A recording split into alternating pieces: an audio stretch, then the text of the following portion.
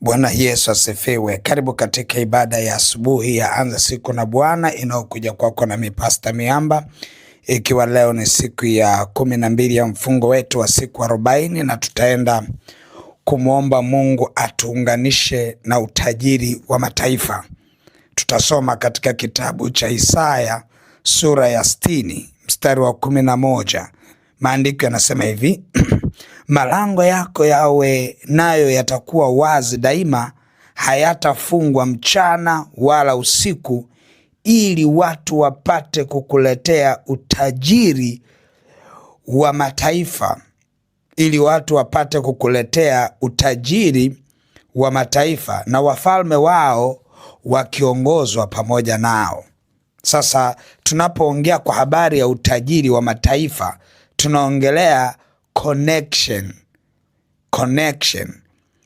Tunapoongelea connection, kama ushawaisikia watu wakisema huyu mtu ana connection sana, na ukiona mtu amefanikiwa ujue kuna connection.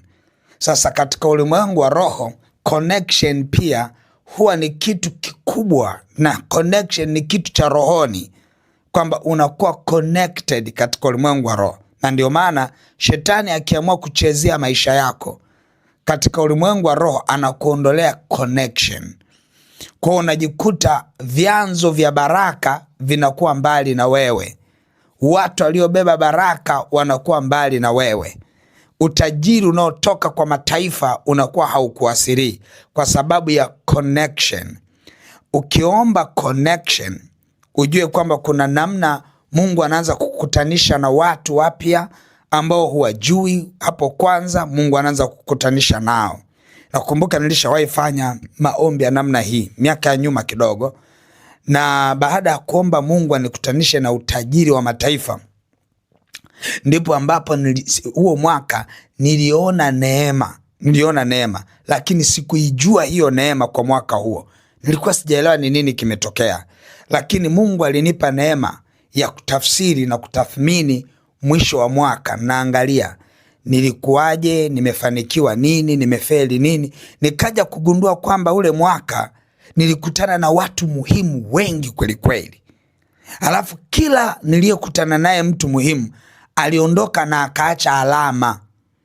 Sasa nikawa najua kwa nini watu hawa mwaka huu wameacha alama, watu wengi sana. Nikawa najaribu kuangalia mpaka hapo nilipo mafanikio. Ukiangalia sababu ya hayo mafanikio, kuna watu wengi na wataja, lakini ni watu wapya kabisa ambao sijawahi kuwa nao miaka ya nyuma, na kila mtu ameacha alama.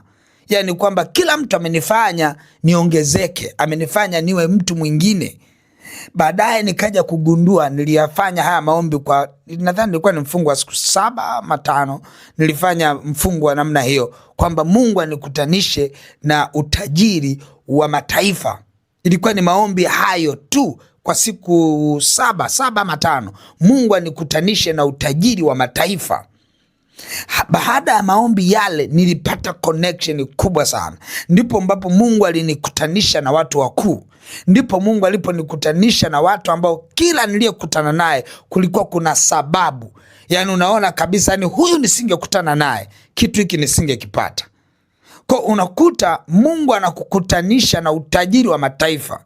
Unajua kuna watu, siku moja nilikutana na kipindi hicho cha miaka hiyo niliyoomba Mungu anikutanisha na utajiri wa mataifa.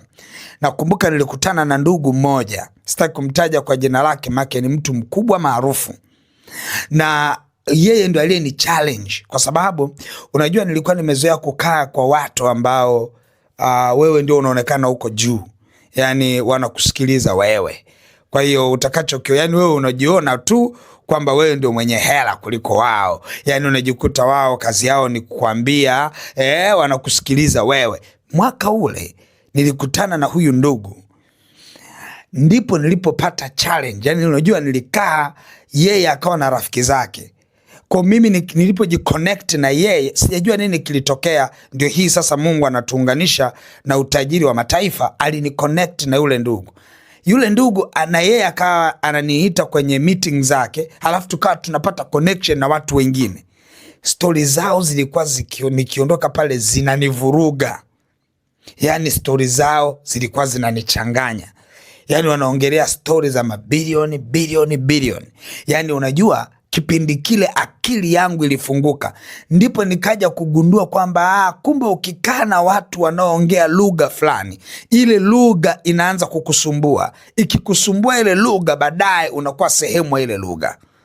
Kwa hiyo nikaanza kusikia ile lugha, ilianza kunisumbua kweli kweli. Halafu baada ya muda ile lugha ikawa sehemu ya maisha yangu. Halafu nikajikuta tu baada ya miezi kadhaa na mimi nikawa naongea lugha ile ile. Kumbe watu wakiongea lugha fulani, watu wakiwa wanaongea mambo fulani, yale mambo na wenyewe yanaanza kukufuatilia. Mimi nilianza kufuatiliwa na hiyo spirit ambao watu walikuwa wakiongea pale, fedha kubwa kubwa ndio walizokuwa wakiongea. Na ndio mwaka ambao katika historia ya maisha yangu ya kiuchumi, ndio mwaka ambao uchumi wangu ulibadilika. Halafu nikawa mtu mwingine. Yani kunajua kuna season, unahama, unatoka mfumo nani season hii unaenda season nyingine, unatoka majira haya unaenda majira mengine. Ndipo hapo ambapo niliona kubadilika. Lakini nakumbuka ilikuwa ni baada ya kumaliza mfungo wa maombi yale, ya kwamba Mungu anikutanishe na utajiri wa mataifa. Alinikutanisha na watu muhimu, watu ambao walibadilisha maisha yangu. Ndipo ambapo nikaanza kufikiria hata aina ya nyumba za kuishi, aina ya magari ya kutembelea, aina ya mahali pa kukaa na kutembelea na aina ya marafiki. Yaani kulikuwa kuna kitu kama kimefunguka. Ni maombi yangu kwa Bwana, mfungo wa leo ukufungue kwa kama kuna kitu kimefunguka, na ukapate connection ya watu wakubwa waliobeba baraka, ukapate nuru ya kuongea lugha zao, ukapate nuru na neema ya kuongea lugha zao. Sasa hivi unajua unaweza kuwa una lugha yako usioijua. Kuna namna hivi lugha yako hilo inazunguka kichwani kwako, unaona hii ndio lugha yako. Nitolee mfano. Kuna mtu mwingine lugha yake ukienda yani wanaongelea 10,000, 50,000, 20,000. Kuna mtu mwingine lugha yake 500,000, 600,000. Kuna mtu lugha yake 6 milioni, 10. Kuna mtu mwingine lugha yake 50 milioni, 40. Kuna mtu lugha yake 100, 200. Kuna mtu lugha yake bilioni. Kuna watu wana lugha, kila mtu ana lugha yake. Bwana anapokutanisha na watu fulani ambapo ndio wamebeba utajiri wa mataifa, lugha yako inabadilishwa. Unaanza kuongea lugha fulani. Ukisikia mtu amekosa kiasi fulani, unaona mbona ni kiasi kidogo, kwa sababu wewe tayari haupo kwenye lugha ile. Kwa hiyo Bwana anapoenda kukutanisha na utajiri wa mataifa, Bwana akakukutanishe na watu, akakukutanishe na mazingira, kuna lugha ikabadilike, ukakutane na utajiri wa mataifa ukakuwasilie, kukawe na connection. Hapa tunaongelea connection, hatuongelei watu. Maanake juzi tulikuwa tuna siku fulani tulikuwa tuna ibada ya kukutanishwa na watu waliozibeba baraka zetu. Yani mtu tunaongelea yule mtu ambaye amezibeba baraka. Kwa hiyo atakuja ataleta baraka, ataondoka. Lakini tunapoongelea utajiri wa mataifa kutuwasilia, ni kwamba kutakuwa kuna connection. Kama una kampuni yako itakuwa connected. Yani kunakuwa connection ambayo utajiri wa mataifa unakuja connection. Yani siku moja Mungu alikuwa ananifundisha kuiombea nchi. Kwa miaka mingi sana nilikuwa ninaomba kwa hali ya kawaida, sikuwahi kuwaga na mzigo mzito wa kuiombea nchi. Lakini kuna miaka fulani Mungu akanifundisha kuiombea nchi kwa namna ya tofauti, na akanifundisha kukutanishwa na rasilimali za nchi. Unaweza ukawa unafaidi madini, lakini wewe huendi kuchimba yale madini. Unaweza ukawa unafaidi misitu, lakini wewe huendi kununua mbao wala huuzi mbao. Unaweza ukawa unafaidi kilimo, lakini wewe sio mkulima. Kuna namna Mungu anakupa connection. Unajikuta uko connected na watu ambao wanachimba madini, uko connected na watu wakulima wakubwa, Unaweza kumwangalia mkulima fulani afu kamtamani ukasema na mimi ningeenda kulima. Sema tu siwezagi kulima. Lakini unaporuhusu utajiri wa mataifa ukuwasilie, unapata connection ya utajiri. Unakuta madini, viwanda mbalimbali. Unaweza kukuta wewe sio mlimaji wa korosho, lakini ukawa connected na utajiri wa walima korosho, ukajikuta unakuwa connected hivyo. Sasa haya ndio maombi ya utajiri wa mataifa kukuwasilia. Lakini kikubwa katika mistari hii pia inapoongelea mataifa, pia kuna lugha inayowasilisha hela ama fedha za kigeni, kwamba Mungu anakuconnect na fedha za kigeni, kwamba unaweza ukawa mtu anafanya biashara zake. Kuna watu hawa unaona wanasema hivi, ukitaka kulipia kwa dola, ya unakuta kuna lugha fulani wanaiongelea, ujue wale watu wana connection na fedha za kigeni. Kuna mahali ambapo huwezi kaenda kwa mangi kununua bidhaa alafu akakwambia ulipie kwa dola. Yani hata lugha hiyo si lugha ya duka la mangi. Wala huwezi ukafanya biashara fulani kwenye soko la kawaida hapa, masoko ya kawaida tunayojua ya hapa ndani ya mji, halafu eti ukawa demanded, ukahitajika kutumia fedha ya kigeni. Kwa hiyo unajikuta hakuna connection ya fedha ya kigeni kwenye masoko ya kawaida. Lakini kuna masoko Mungu akikuunganisha nayo, lugha yake ni dola, paundi, ni yuan, ni nini. Yani kuna lugha za fedha za kigeni ambazo zinakuwa connected na wewe. Mungu anapokutanisha na utajiri wa mataifa mbalimbali, anataka kuangalia kwa lugha ya kwamba unaunganishwa na utajiri wa fedha kutoka nchi mbalimbali. Kwa ujue kabisa ya kwamba nchi zilizoendelea fedha za kigeni zinaanza kutafuta. Pia nina ushuhuda pia kwenye hili. Kuna nyakati ambazo niliziomba hizo, ndipo nilipogundua kwamba katika kutathmini ule mwaka, niligundua ya kwamba ule ndio mwaka ambao nililazimika kwenda kufungua dola account. Yani nilipata connection ambayo ili nitakiwa niwe na hiyo dola account ili fedha ziweze kuingia. Kwa hiyo nikafungua dola account na dola zikawa zinaingia kwa namna hiyo. Baadaye nilivyokuja kutathmini ule mwaka, nikagundua ya kwamba zile dola, account ile ya dola ilinipasa, yani ilikuwa ni requirement, recommended, yani ilikuwa ni lazima, unaambiwa hatufanyi malipo mpaka ufungue dola account. Kwa ili ni lazimu vile. Kwa sababu gani? Kwa sababu biashara niliyoifanya ilikuwa inahusisha malipo kutoka nje.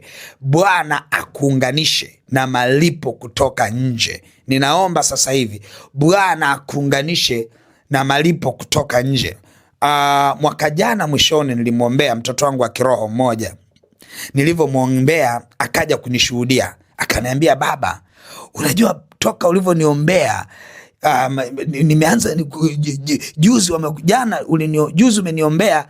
Akasema hivi, nimegundua ya kwamba hizi siku toka umeniombea ninapokea wateja wanaolipa kwa dola.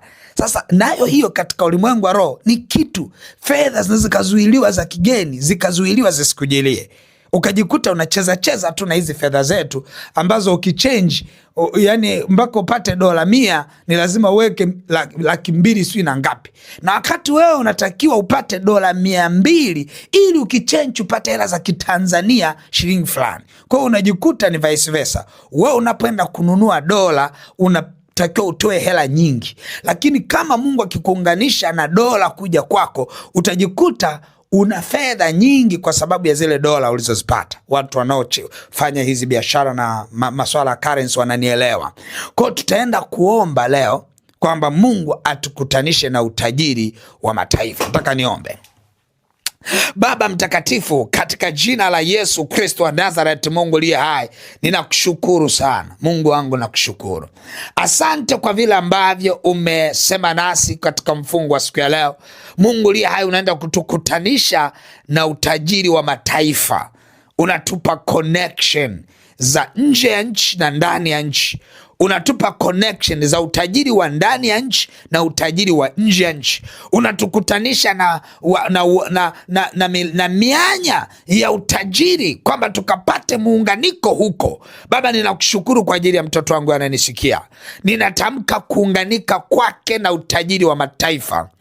Wafalme wakalete baraka kifuani kwa mtoto wako huyu. Baba, ninaomba wafalme kutoka sehemu mbalimbali, ninaomba neema hiyo ya wafalme kutoka sehemu mbalimbali, watu kutoka sehemu mbalimbali, apate connection ya makampuni kutoka sehemu mbalimbali. Ninatangaza connection hiyo kwako katika jina la Yesu. Ninatangaza, pokea connection ya utajiri wa mataifa, pokea connection ya dola, pokea connection ya pound, ya yuan, pokea connection ya fedha mbalimbali katika currency zake za euro na mambo mengine, kwa jina la Yesu Kristo wa Nazareth. Ukawe connected na utajiri wa mataifa. Mungu akuconnect leo katika jina la Yesu. Ukawe connected na utajiri wa madini, utajiri wa misitu, utajiri wa mimea, utajiri wa mashamba mbalimbali. Ukawe connected, japo wewe sio mkulima, japo wewe sio mchimba madini, japo wewe hauhusiani na masuala mbalimbali ya makubwa ya mifugo na uwekezaji, lakini Bwana kukutanishe na utajiri huo. Ukawe supplier na ukawe na namna ambapo wewe utaenda kupokea utajiri huo na kukuasilia kwa jina la Yesu Kristo wa Nazareth. Bwana akuunganishe utajiri wa kutoka nje ya nchi, watu kutoka nje ya nchi, watu wanaofanya biashara nje ya nchi. Bwana kukutanishe na utajiri huo kwa jina la Yesu Kristo wa Nazareth. Baba, asante kwa neema na rehema. Asante kwa mkono wako wenye nguvu. Sifa zote na heshima ni za kwako. Na kushukuru kwa maana tayari umemuunganisha mtoto huyu katika jina la Yesu Kristo wa Nazareth. Amen. Mungu wangu akubariki sana. Basi utashika sadaka yako itakao kuconnect na utajiri wa mataifa. Nataka utaishika hiyo sadaka, utaiachilia kwenye lipa namba ya M-Pesa ambayo ni 57 78 76 0, au lipa namba ya Tigo kama unayo, unaweza ukaweka, kama akaunti ile ya Mlima wa Maombi unaweza ukaweka sadaka yako huko. Lakini pia unaweza ukaweka sadaka yako kwenye namba za mawasiliano 0713 84 21 23 au 0744 98 25 17. Mungu wangu akubariki sana. Amen.